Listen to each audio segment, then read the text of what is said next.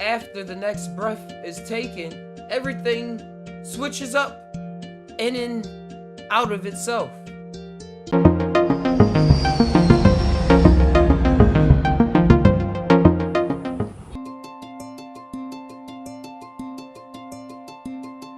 Day is breaking. Catol is just laying down. Family bangs on the door. Who is you? What is going on? This looks like a Takiti that the Fergles was telling us about. Us Perksies cannot deal with this. We do not have the magic to bring back our dear Catol. Catol, looking up. What are you talking about, mama? Yo, I was just eating dinner with y'all last night. You are not my daughter. You must leave now. Without any much more warning, they toss her out through the front door. Scraped knees. Memory still intact. Catol remembers who she is, but doesn't know why they would say such things to her. Leaves house, wanders around, wondering if anybody else will remember her. Are these neighbors or strangers? But too shy to speak, Catol strolls on. 1 foot, left foot, right foot, no foot. As she looks down and sees that a note flutters in front of her. Scribbles are on there. Old giants. Tries to make apart the other scribbles before a tap is felt on her shoulder and a hand grasps the note away. Looking over her shoulder, she sees a mysterious person that she has never seen in her town before. He gives a wink, mysterious one. Yes. And then she walks away. Catol is then brought back in memory of a story Grandpa once said of the giants and how they made a treaty with the humans and why they are now out west. Catol wants to go see her best friend Yetis, but is thinking that she's probably busy with her family and doesn't want to cause much ruckus, so she continues on until that mysterious smirk overtakes her imagination and wondering why did it say follow the giants? Could it have something to do with this blue flame that she is seeing protrude out of the moon? Never seen before. Curiosity glows and grows and glows all over her body.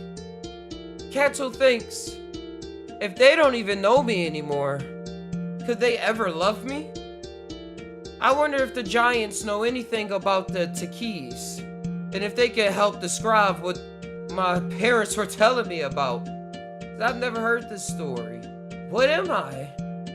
Who am I? Catol follows the moon's mystic glow as it seems to light the path to the west. Will the giants know? Will they be able to tell me who I am? As she arrives in the west, she finds that they are sleeping. Maybe I can find a nice place to sleep until they awaken. Right here on their back. They won't mind. You know, since I'm not a Perksie anymore, that treaty shouldn't matter. The hole that she finds herself nearby starts to glow with a golden light. What is this? She peeks inside. Almost falling, losing footing. That very second, a silver, multicolored ship zips right over top of Catol, shining a bright light that engulfs Catol, rising her into its cabin. At this moment, Catol feels as though she has died. As she takes her next inhalation, her eyes open. Where am I? Not in the ship, but in a land where the colors are now talking.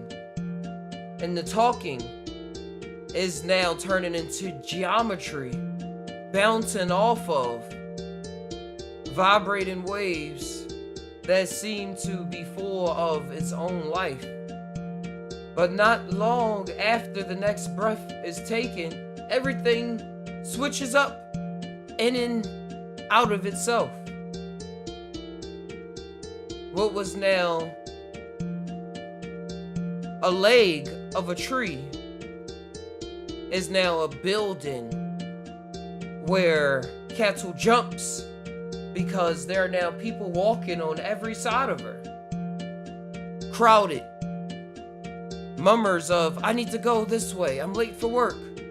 A next breath is taken, and now she is taken to a room where there are plants and vines hanging all over the ceiling. And there are technology that is intertwined with the plants. Purple tubes shine off of these plants, giving them a mystic glow as they are growing in patterns that Catol has again never witnessed. But before too much can be done, everything doesn't change again, but these lasers start to come out of the computer and form a beam right in front of her. And it starts to dance around as the beams stop, and it takes a life of its own. And before much can be even said, a capsule is thrown towards Catol. It says, take this. This should help you focus on you traveling through the different worlds. And without much hesitation, Catol swallows the pill and takes another breath, and the beam lasts. Yeah, you'll get used to it after a while. And then another beam starts to come out of the laser, but this time Catol tries to dodge him. Whoa, whoa, whoa! But the beam seems to put a mental control over Catol, and she cannot move her body anymore. And the lasers now scan Catol. And the beam says, it's okay. It's over. You're okay. So now what? Says Catol. At that very moment, she saw that her lips were not moving. Longer communicating through the vibrations of the mouth, but through the vibrations of some other sense that created pictures in the mind every time the being interacted with her. It communicated a whole world that she never knew existed. And then, boom! She closes her eyes and opens them and sees that she is back in her bed.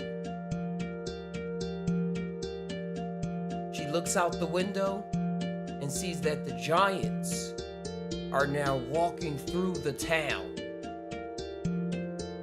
And people are running and screaming. How did this happen? What is going on? Find out next time